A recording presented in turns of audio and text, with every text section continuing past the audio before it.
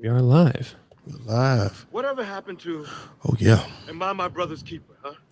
You know what happened to it. It became my people's keeper.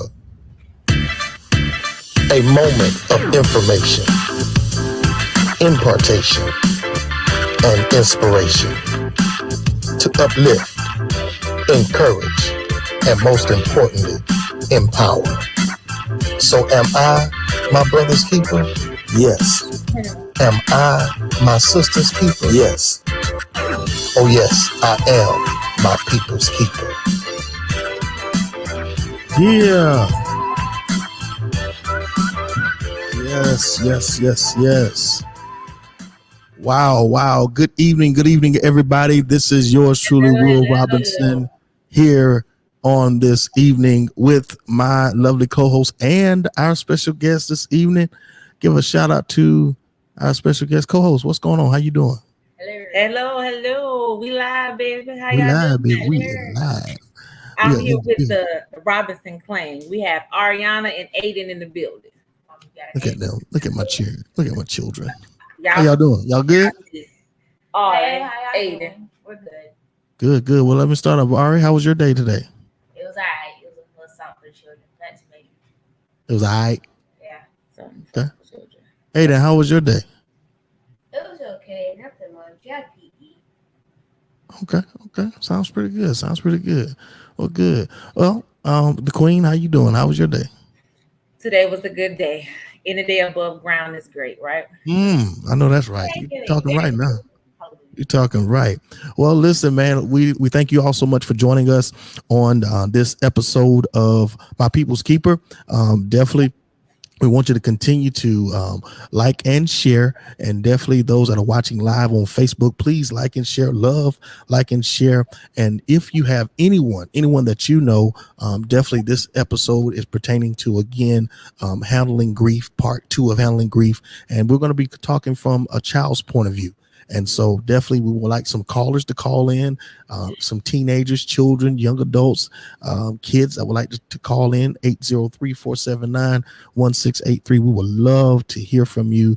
Definitely our guests are going to talk from their point of view as well. And I'm so grateful to have my children with me today to help talk about this topic. One of the things in the Robinson household, we try to make sure that we not only communicate with each other, but make sure that we spend time in dialogue to discuss things that normally, we wouldn't discuss in different settings, but we try to make sure that that's one thing that we do in talking with our children. Let me just add to that or correct that. Not think we try to have conversations with our children that people normally don't have conversations with their kids about. So we try to do what Right. people normally don't do. So we try to have conversations at a young age so we can instill in them the foundation that's needed so they can deal with issues now instead of waiting until they get older and then hit with situations that they can't handle. So Absolutely. we try to prep them now. Absolutely. To my queen, the chief teacher of the house, we thank her so much for definitely, correcting that for us. I want you guys to also to chime in and to tune in to this podcast through Spotify as well. 119 Media Group. Shout out to all the 119 Media Group family. We thank you so much for this platform to be able to come on and to share information that causes that gives impartation and inspiration to all that are listening and viewing. Also want you to go to YouTube as well. YouTube 119 Media Group. There you're able to actually view us there live as well, but definitely after the episode is through and you're driving in your car, please go to Spotify and go to 119 Media Group and check us out at My People's Keeper there. All right, Queen, how you still pumped today, and so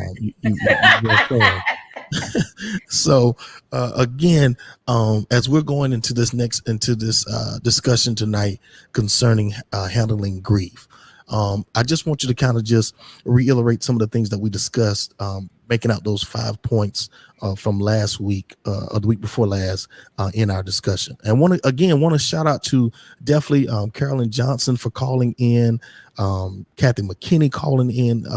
I mean, definitely you guys were so amazing and definitely helped to that discussion. And we want to just kind of continue that discussion tonight. Queen. All right. So last week we started this conversation, stop talking about grief. What is grief? And we defined it as a deep sorrow caused by the death of someone. And we also know grief it's just not death. Grief can also be, say you had a job for 60 years and you got fired from that job. So now you're trying to figure out what to do. What's your next step? What's your move? That's a loss as well, because that's something, that's income that you had that you no longer have. Those are benefits that you had that you no longer have. So grief can be a number of things, not only a job loss, but it also can be a relationship, going through a divorce. You've been with your partner for 25 years and all of a sudden y'all call it quits or whatever. That's another loss. That's another grief, that a process that you are going through. But the stages of grief, there are 5 stages, and there is no particular order to grieve. So first is denial, and that's when you first learn of the loss. It's normal to feel that it isn't happening. You may feel numb or shocked. Second, we have anger. It comes when reality sets in. Frustration, you feel helpless. You may direct your anger towards someone else because of the frustration you're feeling of losing your loved one. Then you have the bargaining stage, where pretty much you're trying to talk to yourself about how could I have prevented this? Could I have kept my dad at home and not put him in a nursing home? Could I have invited my brother to dinner and he wouldn't have been to the club or something like that? That's the bargaining stage, where you're trying to negotiate with God, strike a deal with God. Like, what if I would have done this? Would that prevented that? Then you have depression, and there's different levels of depression. But it's stress sets in as you begin to understand the loss and its effects of life. Some signs of depression may include crying, sleep issues, decrease in appetite, or an increase in appetite. It just kind of depends. You may feel overwhelmed, regretful, loneliness. And then the last step or stage is acceptance. You may never feel okay about losing your loved one, but with acceptance, you learn to deal with it better. Right. So, and I think one of the things that has helped us with this discussion, listening to these different topics, and then actually being able to see where you are in the present moment. And I think that those are things that could help us all together when it comes down to saying, oh, okay, I guess I'm at the bargaining stage right now. And with that, it can kind of help you through the process, because we understand one thing, that grief is a forever continuous process. We're trying to, I guess, as you said last couple weeks ago, I guess we're just trying to get to it. It's a work in progress. We're trying to be successful, quote unquote, at it. And again, we talk about those things as relates to how to deal and how to handle. We want to go ahead, and I wanted to do this because with that, we've talked about a lot of individuals. Again, there are people that are losing loved ones even as we speak right now. Again, I've just lost a family member this past week. There are others that we know in our areas, in our cities, in our communities that have lost a loved one. Even one of our members of the 119 Media Group has lost a nephew and an aunt within the last week. And so with that discussion, and we're talking about, there's something that is constantly evolving, constantly happening and talking about. So a lot of times as adults, we post, we hear each other's comments and our shares concerning how we're feeling and where we are right now. And sometimes we tend to not really ask the children or discuss with the children. Even when I was coming up as a child, there were just certain things I remember, being left, not saying left, but with someone while family would go to to funerals. Like, when my grandfather died, my grandfather Henry died. I remember having to, staying home or staying at grandma's house with someone while they watch. Just certain things that we had to kind of didn't handle the same way, and we're trying to kind of deal with it now. So from and the what we're child, learning, our parents, our grandparents, they handle situations the best they thought, like what Right. they thought was best for the children. And Right. so how the Robinsons, how we're coming to the table, we're trying to, let's not leave them, but let's include them. Let's Right. hear their thoughts. Let us know how you feel about the loss of your uncle, your grandfather, and different people that we have encountered loss with. So we have Ariana and we have Aiden, and we want each of them to talk about their perspective on how they feel when it comes to losing a family member. And you all can decide who want to go first. Y'all want to do rock, paper, scissors? Shoot. Ladies first. Okay. So Come up a little bit, Ari, so I can hear you some. Good. Or just come stand in this kind of, yeah. Don't act like you don't love your mama, girl. Okay. So am I talking about like uncle? You're just talking about how you feel about death overall. You can, talk about your uncle as well, but just your feelings of Yeah, you can talk about how that. you felt when I gave you the news about your uncle. Just how you feel about the process. Well, it was definitely shocking, and like you never like I don't like crying. Like I don't like crying. I don't like giving my emotions. Like I don't like showing my emotions out to people. So Like sharing your emotions. don't like sharing my emotions. So like when things happen, and when I do show my emotions in front of people, that's how you know like you're really hurt. Like that's how you know, dang, you just really lost this person. And you was like, oh, I should have talked to him yesterday. Like as I was saying, like, oh yeah, I was gonna call him that day too. All that type of stuff. And then like is when mom said it's certain ways of depression. Like you kind of feel lonely, but at the same time you have people to encourage you about, but you be like, I don't think they feel the way like how you're feeling. Right. So like you kind of feel a lone type vibe. And it's definitely hard to like do that and stuff to like including like, going to Diane's house when uncle passed, that night I was so confused. Like I'm waking up out of the bed, we're going in the car, stuff like that. And it's just like, what's going on? And then like when you finally hear the news, like you just have that feeling. Like when I was in the car, I was like, I had a feeling something bad happened. Like my parents would never wake me up at 4 a.m. go get coffee, nothing. Something had to happen. So, stuff like that. It's just really hard. Like grief is not an easy thing. Like you still like you think even if you cry, like you cry at a funeral, you think you're done with crying. You think you're done holding that emotion in, but you're not. Like you still feel like certain days, like you still feel like you're crying. You're not crying, but you're still sad. Like you feel like you're about to cry. And like when I had a assignment, and it was a poem, and some included my uncle. So, and it's talk about your personal self.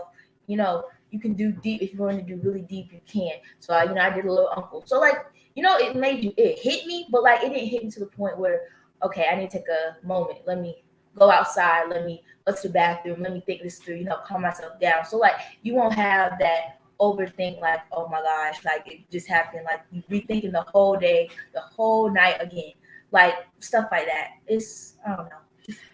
Okay, so it's one of those things that the feeling never go away, right? And then the feeling never go away. You constantly think about him, and I heard you said something with the bargaining thing about. So you thought about calling him probably like the day before or something, but right. You didn't get a chance to do it. So like either I was forget, I felt sleepy and forgot. Like those things, it just make you mad at yourself and mad at people around you. Like I swear, I was like, I did not want to talk to nobody. Like I was really going to just power my phone off, just the whole week, just focus on the family, focus on everybody. But like, you have people that care about you. You have people that make sure you're okay. Like I know I have friends that make sure I'm okay. Certain things they just, they want to They're supportive. Yeah, they want to support you. Like, they can't just hold back. Like, they want to come support you. And it's like, I feel like it's hard for me to like just open and share that with them, because it's like, I want to like give you that emotion. I want you to make you feel proud of being a good friend, but at the same time, it's Call it in. Go ahead. Continue, babe. It's like you trying to like you're holding it. Wait, what did I say? So you sometimes you feel like the grief sets in and you hold the feeling. Right. But one thing I can tell you is it's best to release. Right. Let it out. It helps you feel better. No, it won't change the situation, but it'll kind of give you a sense of cleansiness of, it's okay to grieve your uncle. It's okay to grieve your loved ones. Yeah.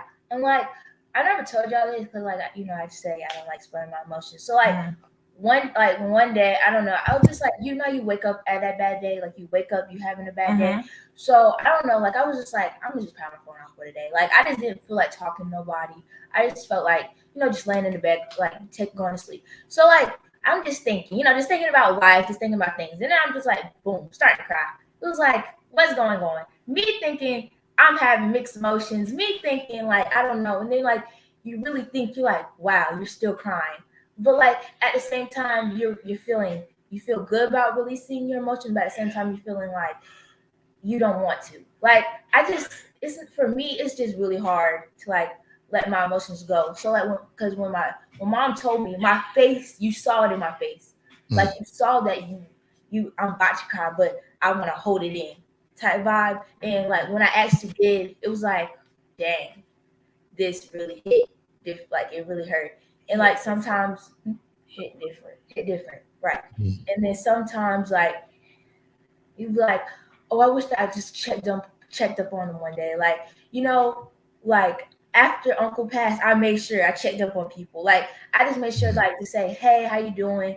What's up? Just tell me about what's going on, about how your day was. Like, because like, knowing that you lost someone that you be like, oh, I can talk to them tomorrow. Oh, I can see them tomorrow. Oh, when I go to my grandma's house, they stop by and come see me. But like, at some like, when Uncle tomorrow's not permanent. Right, yeah, like life is short. Right. When someone you love is especially young, like Uncle, and they just automatically just pass, it's just like, wow. That's good, Ari. One thing I can say, she said, grief make you check up on people. So this is a 13-year-old. Let you know it's important to check on your people. Check in and pop up. Right. Because sometimes texting is not going to do it. Calling, they may or may not answer, but you will really get the true essence of how your people are doing by popping up. Pop up on me. You'll see what's really going on with them. Listen, I think this will give a moment, and that's absolutely good. I think this will give a moment for Aiden to kind of give him some time. I know he's not ready to rush, but we have a caller that just called in, and I think this is definitely a good moment to kind of insert them in. Our wonderful, wonderful way of expressing and explaining how you went through that process. I think you did really, really well with that, and I appreciate you sharing with the world how you feel. We got Sister Millie Mays. Millie Jury is on the line. She called in, and I think this is Millie. Yeah, Sister Millie. I'm here. All right, good. And I think this is a good moment, even though we're talking about from a child's point of view. I believe Sister Millie lost her mother at an early age, and I think this is kind of this is just a great opportunity for her to share as an adult now. From that perspective. So Sister Millie, again, welcome to My People's Keeper. And we thank you so much for calling in, and want to give you this opportunity just to share your story with us on tonight.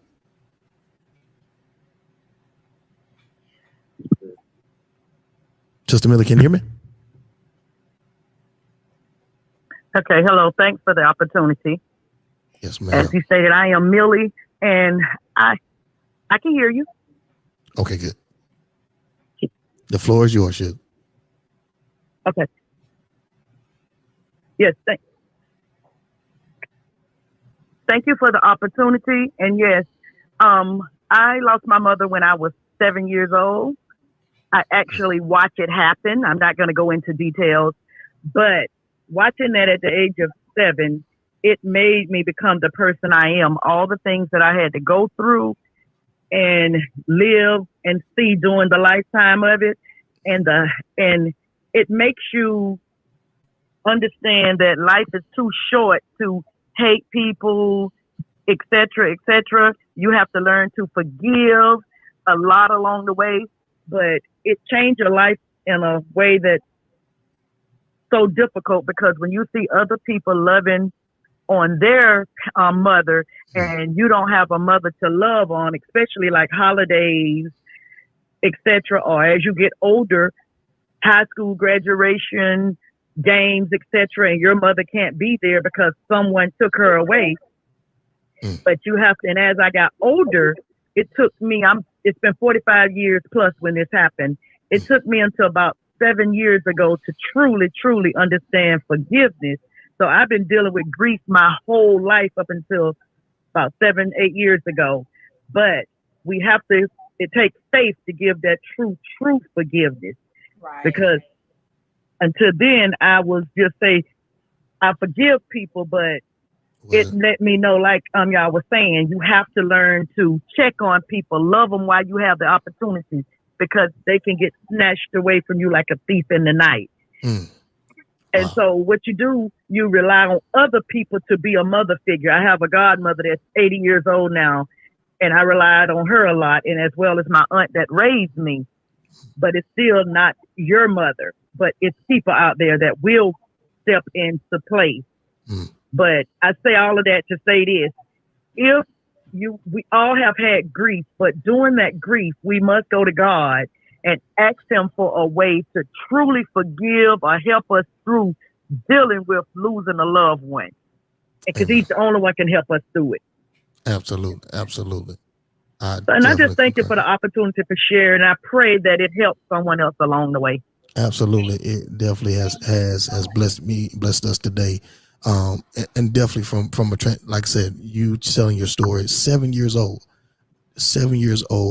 losing your mother, and now you're an adult, and to be able, because again, there's a lot of individuals hasn't taken the initiative or taken the choice, and you have taken the choice, and definitely, I know you can attest that God has really done an amazing work through that process as well, and yes.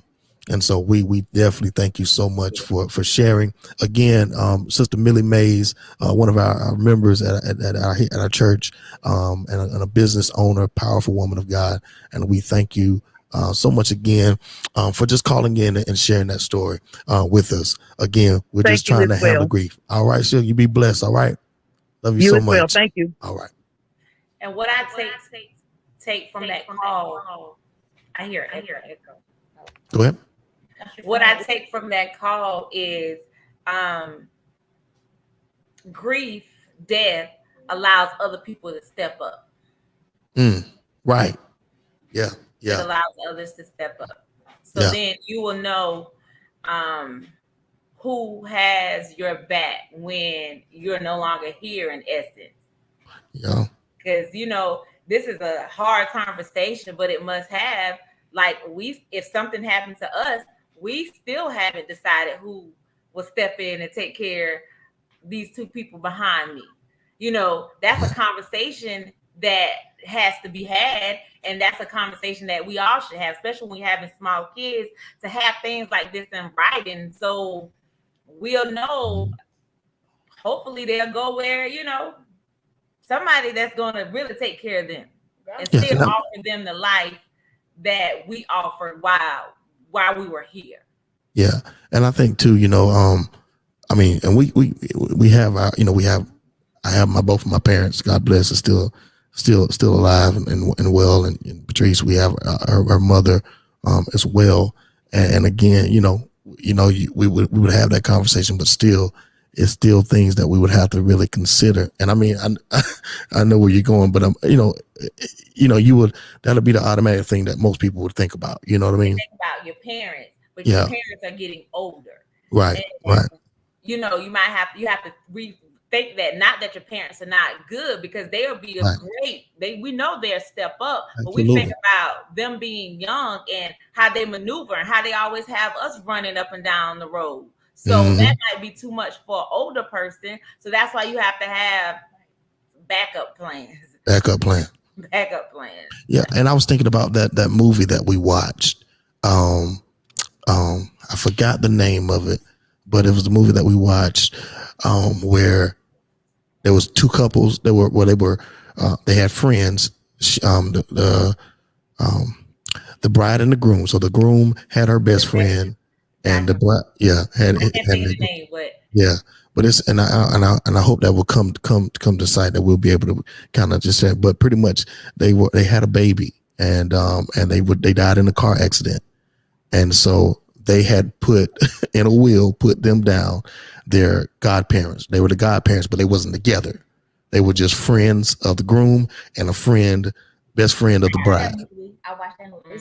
Yeah, and so they were the godparents. They were chosen to take care of the child if anything should ever happen to them, and so they had to come together to try, and work together to be guardians to the child. But again, when people have your best interest at heart, as relates to a friend or a sister or brother, again, things will make you step up. Like I said, these things that we talked about, the loss of a loved one will make people step up. Even though the best friend of the groom, he had a career, being an announcer, video, producer with the NBA. They both had careers. They both had careers, but it may, step up. Normally, as a woman, women have that instinct about children that just, makes them just, step up. But sometimes it takes a little more from men, to kind of do. But again, when you have that care and love for someone, it'll pull some things out of you. Let's go ahead to my baby boy, my beloved son. We want to give. This is this is my boy. So I'm going to let him share. And I think we've talked, but I don't think we really had an opportunity to really have a moment like this to kind of talk about it. But son, we want to give you the opportunity to talk about handling grief, and you could talk about even the loss of your uncle. Go ahead. When I heard he died, for some reason I can't show emotion. For some reason I can't show emotion, and when I thought, I was like how and why. People sometimes try to blame God and all that, but I'm thinking, was this for a reason or something? But I think no. Sometimes. Go ahead. Well, sometimes when I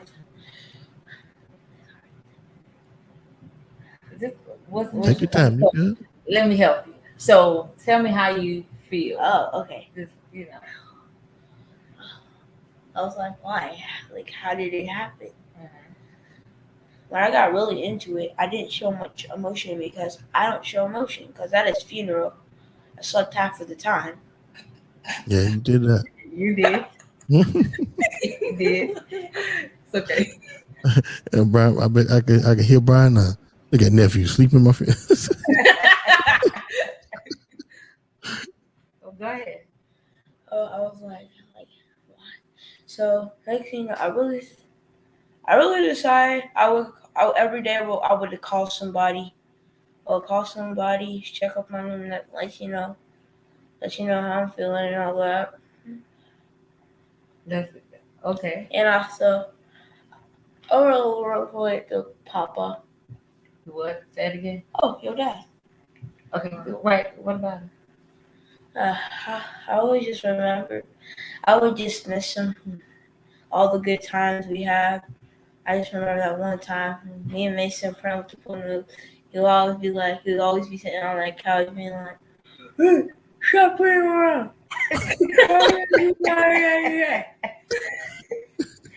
Hey there, you remember the time, and I think this is a part of handling grief too, being able to remember the good times, to be able to laugh and to smile.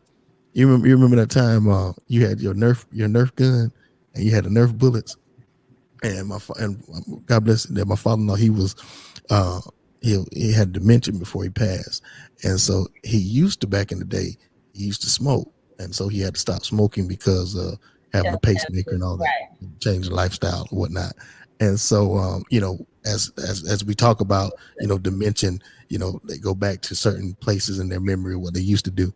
And so Aiden had one of his Nerf bullets on the floor, little blue bullet. And so I said, Pop, you good? What you doing? He picked up the Nerf bullet and put it in, and he looked at it, and he tried to smoke it.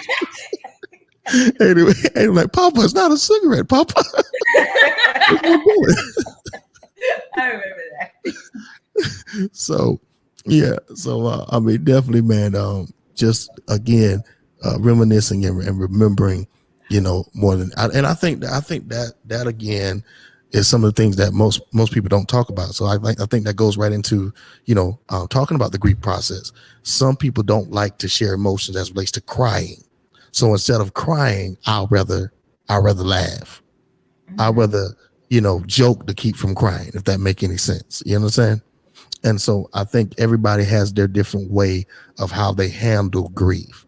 And so because people don't cry or shed a tear at times, doesn't simply mean that they don't care or they didn't love the individual. It's just their coping mechanism of handling grief. That makes sense? Right. Everyone have a way. You have criers. You have, I'll just use myself for an example. Oh, it is hard for me. And I think these kids might have that, me and them, but it's hard for me to show emotions. I do show them, but I will clean an entire house if I'm upset. Like if I'm in my feelings, I will just start cleaning, and it just happened randomly. I will get up and just start doing stuff.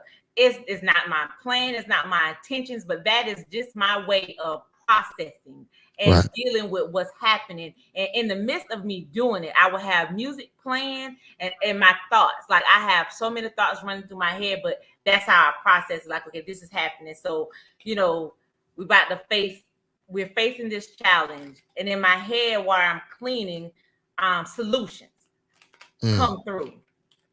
Different solutions come through to kind of help me, like, okay, well, this is how you address this issue. This is how you do that. So I don't know. That could be that's just my way.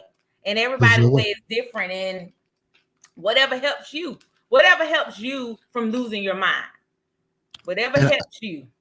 And I think and again, we're talking about a process that everybody has to deal with. And I think understanding everyone's process would help the process a whole lot better, because I've heard it numerous of times, when people say, well, she ain't shed a tear, and wasn't that supposed to be her? Crying is the only way. No. Yeah. And that is not the only way. Yeah. And also people have to realize, planning a funeral, you don't know the hell that person went through just to plan the funeral. Yeah. Writing the obit. Who would have thought that I'm writing my dad's obituary? Who would have thought we was gonna write Brian's obituary? Right. So you're trying to think and you trying to put all that stuff together. You are making sure the policies are straight. You're going to pick out caskets. You get outfits together. That's a lot within itself. So when you're sitting on that front row, it's like, yeah. I would like to add. I never forget. What you say, son? You want to add something? Go ahead. We were talking about earlier how you used to clean, mess with your little emotions. Mm-hmm. So I would do the same, but in a different way. Instead of cleaning and doing chores, I would watch some TV, get my mind on something, but watching American Ninja Warrior. Gotcha. Right. So you'll use a distraction to help you deal with your grief. Yeah. And another thing, but we were watching. Remember, we were watching that All American movie. Mm-hmm. So I was like, "Yeah, we lost this son to the cop." So I was like, "Right, Isn't this related? Isn't this related to Dad's? But not like, isn't this related to Dad's problem issue?" It is. One person was killed by a civilian, another person was killed by a cop. But both situations, people died for gun violence. And it has to stop. Was that the one that you kind of that kind of got your emotions wrapped up? Was that the one? Me? Yeah. Oh, yes. Because that was one show we saw that really, and I thought that stood out too, to me. And again, it's okay to show emotion. Let me go ahead and get that straight to Ariana, Aiden, and Patrice. It's It okay. is okay. It is okay to show emotions. Yeah. And then to be honest, we show emotions. We just have our way of showing it. Right. So I'll go to say it's okay to shed tears. Go ahead, Ari. Like when you're going through grief and you like don't like, I don't know, but for me, I didn't see my parents cry a bit, but I know they cried. Like they're kind of trying to be more uplifting for y'all, but knowing they have their own situation. They could be doing it in the room while we're asleep. They could be, taking a shower, whatever. But like you already know that they're gonna cry. Like like, oh, you're good. Like, you check up on them as soon as it happens. You're like, oh, you're good. They're like, oh yeah, I'm fine. Knowing, on the inside, they're going through a really lot. And like, it's like I'm I'm very proud that they can hold it enough to do things how they do. Cause like they couldn't have done the bitch away. They could have let somebody else done it, but they were strong enough and they were strong enough to do what they had to do for both Papa and Uncle. Wow. Go ahead, Ada. What you got, son? So sometimes every time I would have a little nightmare, I have some dreams sometimes. And I was talking about like names, like how it happened. So sometimes I would be dreaming, sleeping, and I'll be dreaming I would suit up and make a time machine, right? Make a time machine with two sides on the way. And I'll be like, Brian, heads up! Next thing you know, he'll be like, who in the heck is that? Next thing you know, I'll be like, Brian, I'm sorry. I pushed him out the way. He hit it like, oh. Next thing you know, I'll be like, what's good, Brian? I'm so. Hey, that's your way of bringing him back because you missed him. So, and that's, and that's normal. That's a normal feeling. Let me go look at my stages. Is that bargaining? Yeah. What if I do this? What if I can create this time machine and go back in time and bring him back? Or go back in time to prevent that moment. Right. So we all dealing with a stage. And then, so let's pinpoint this. I think last week you said you was in the bargaining stage.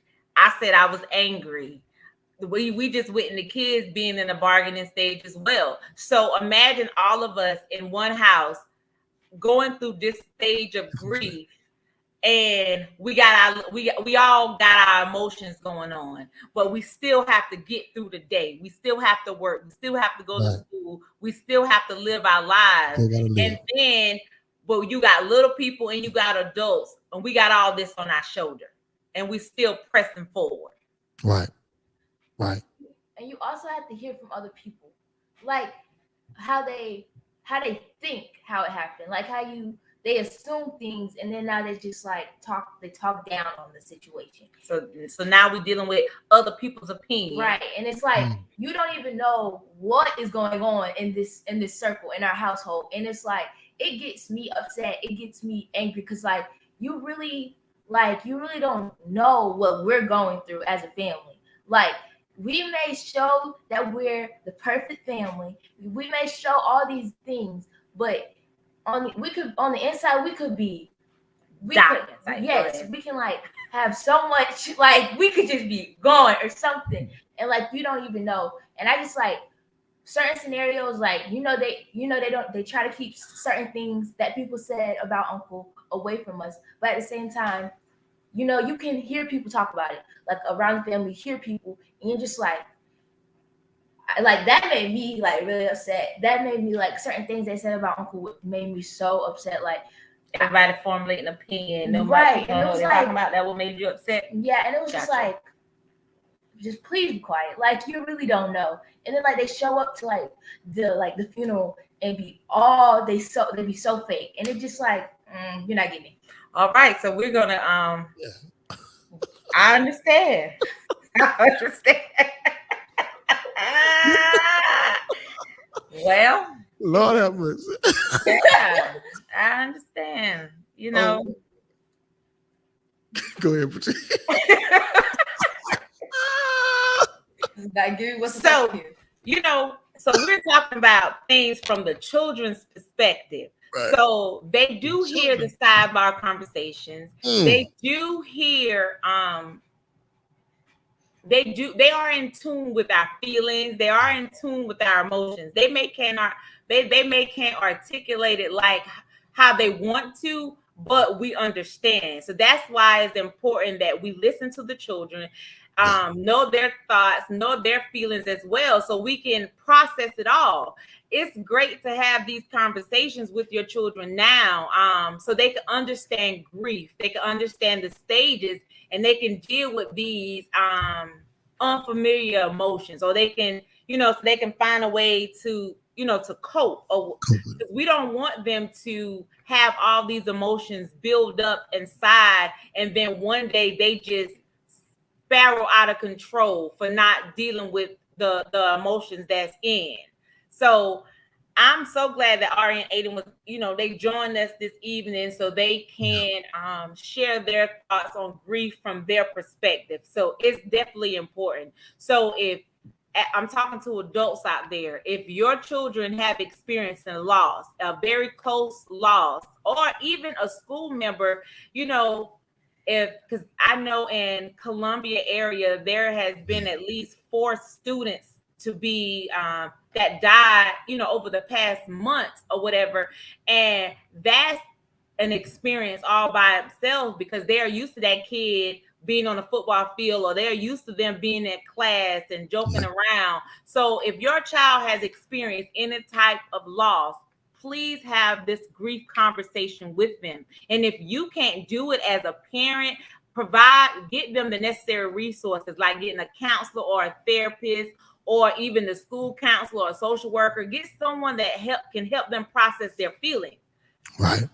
Because I think so many criminals are behind bars now because they got feelings that they never processed and end up taking it out on the next man, because anger is real. Yeah. Anger is real. Yeah. I like the way you came with that spin. Absolutely. That if we don't learn, or if we don't decide, to deal with, grief in the way that we're dealing with, then, it can continue to unleash, negative thoughts, negative ways, again, because a lot of times people do retaliate based upon anger, based upon having a loss. And so if we just learn to have the conversation to kind of just, talk about these things. And again, it's okay to get counseling. It's okay to find these people, these resources, to be able to help you talk those things out of your head, even if you can't articulate it the way that you feel like you can. The fact is, if you start talking, they can try to help you. They can try to help you formulate your words and put your words together. That's the great thing about having a mediator, or having someone to be able to talk to. My son has his hands up. Thing about this being parents, like, even though I know you all maybe didn't really understand some of the things that they were saying, but I understood perfect, and that's how I was able to articulate what it is that they were saying, because as parents, we have to be in tune with our children. We have to pay attention. We have to learn their language. And so Aiden, go ahead, what you have to say. Okay, so I remember this one time, right? You gotta get a little closer so they can hear you. So, everyone, I remember this one time, right? So, Grandma has pictures hanging up around the house, right? Everywhere. Every time I go there, I always see Brian, his football picture. I was like, man, I don't want to see it. I want him to take it down. And you want him to take it down because what? I want to see the real thing. You want to see him. Oh. That's good, Aiden. That was so he just said that He is tired of seeing the pictures of his uncle, and he wants to see the real thing. But the real thing was taken away from us. That's crazy. You really hate that. Put that on. Okay, That's good, son. That's good, Aiden. That's real good. How many people out there that feels that way?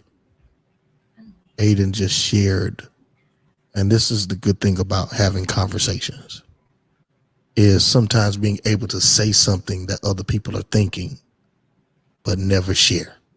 Right. So how many mothers, how many fathers, sisters and brothers, kids, children that feel the same way? Just to be able just to have the real thing present. And we can have more time. Again, we understand that all of us have a time to leave, time to come from this place to the next. We understand that. But you know, if we learn how to deal with our emotions better, we learn how to deal with our emotions better, I think that we can sustain, you know, the promises that God has already promised us, that he would time frame that it would give us if we just, you know, do what is necessary to take care of the temple and to do what we can to treat people accordingly, treat them right.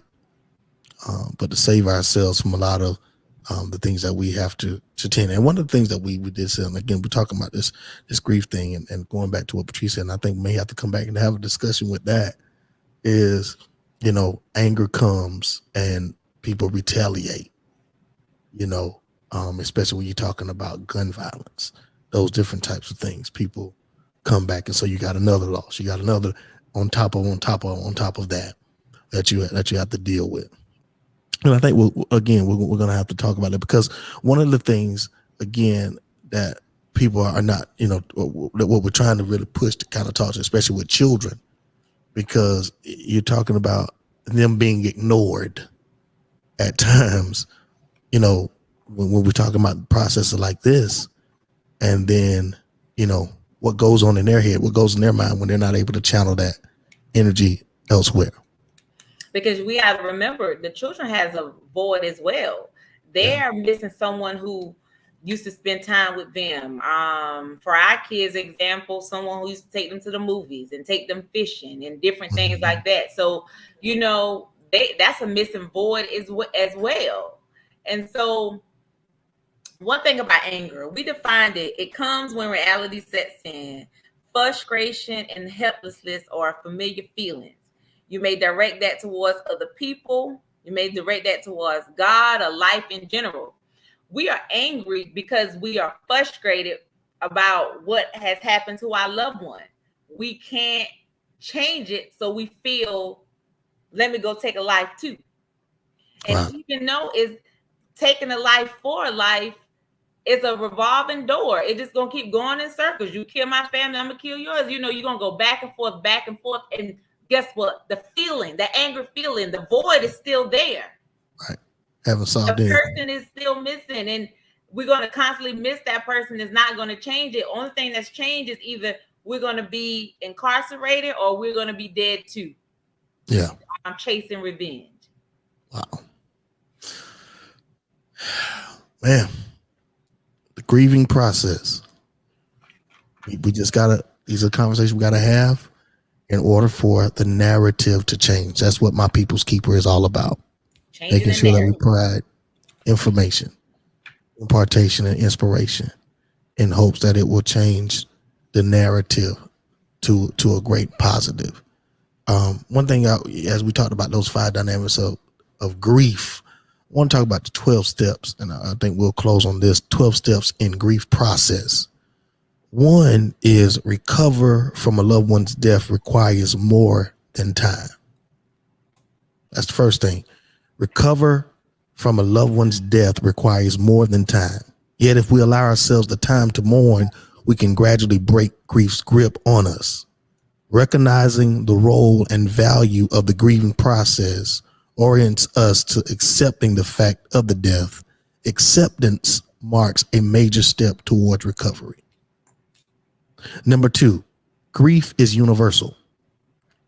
Griefs are distinctive. Grievers are distinctive. Grief is universal. Grievers are distinctive. Grieving follows a pattern, but each griever experiences it differently. Awareness of the basic patterns reveal common ground for mutual help and support. Recognition of uniqueness enables grievers to help themselves, guides, sympathizes in what to say and do. Number 3, shock initiates us into mourning. Shock initiates us into mourning. We go numb when someone we love dies. We feel stunned in a transit. This is nature's way of us against tragedy. The length and depth of this state varies according to our relationships, the cause of death, whether it was sudden or expected, etc. Shock allows us time to absorb what has happened and to begin to adjust. The guidance of caring people can sustain new grievers. As numbness wears off and acceptance grows, we regain control of the direction of our lives. Number 4, grief causes depression. Grievers typically, but in varying degrees, experience loneliness and depression. This pain too will pass. Being alone need not result in loneliness. Reaching out to others is a key way to lessening loneliness and to overcome depression. Number 5, grief is hazardous to our health. Grief is hazardous to our health. The mental and emotional upset of a loss by death causes physical distress, vulnerability to illness. Grievers sometimes neglect healthy nourishment and exercise. Overindulging in drinking, smoking, or medication, we might need a doctor's advice in regards to our symptoms, their causes, and their treatment. Number 6, grievers need to know they're normal. Grievers need to know that they're normal. The death of a loved one makes the future very uncertain. We might panic in the face of the unknown and fear life without the one who died. Panic prevents concentration and defers acceptance on the fatality of death. It tempts us to run from life, to avoid people, and to refuse to try new things. We might even think we're going crazy. Patience with ourselves and willingness to accept help enable us to do panic and outgrow its confusion. 7, grievers suffer guilt feelings. Many blame themselves after a loved one's death for the death itself or faults in relationships we have, and makes mistakes. Sincere regret is the best response to them. I'm going to go and sum it up. Number 8, grief makes people angry. 9, emotional unhealth characterizes grievers. Number 10, grievers often lack direction and purpose. Number 11, healing brings hope to grievers. And number 12, survivors reaffirm themselves and chooses life. Eventually, grievers recognize and embrace a healing truth. Grief has changed me, but has not destroyed me. I've discovered new things about myself. I can build on strengths developed through adversity. I'm no longer my old self, but I'm still me. I face the future with confidence. Life is worth living because I can love and be loved. Processing of grief. Again, it's a process. Definitely a process. Some people used to say, I'm making it one day at a time, but I've changed that. I'm making it one moment at a time.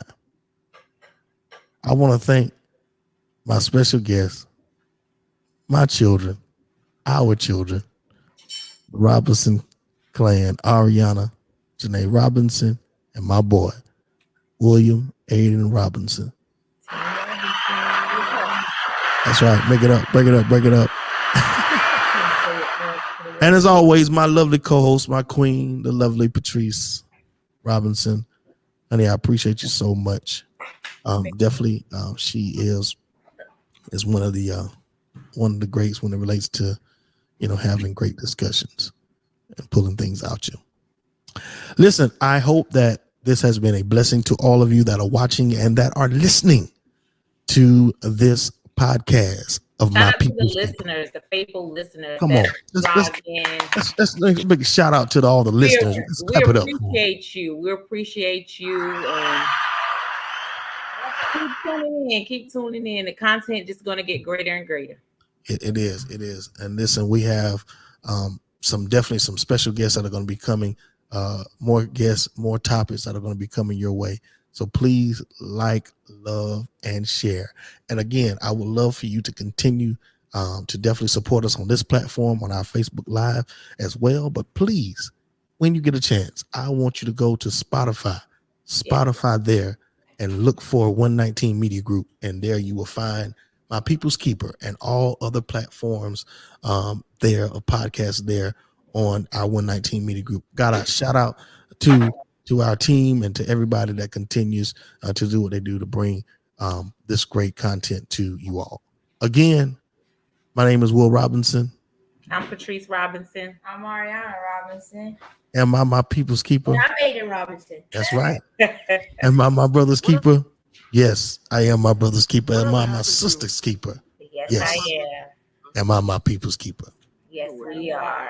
Big Bert. It became my people's keeper. A moment of information, impartation, and inspiration to uplift, encourage, and most importantly, empower. So am I my brother's keeper? Yes. Am I my sister's keeper? Yes. Oh yes, I am my people's keeper.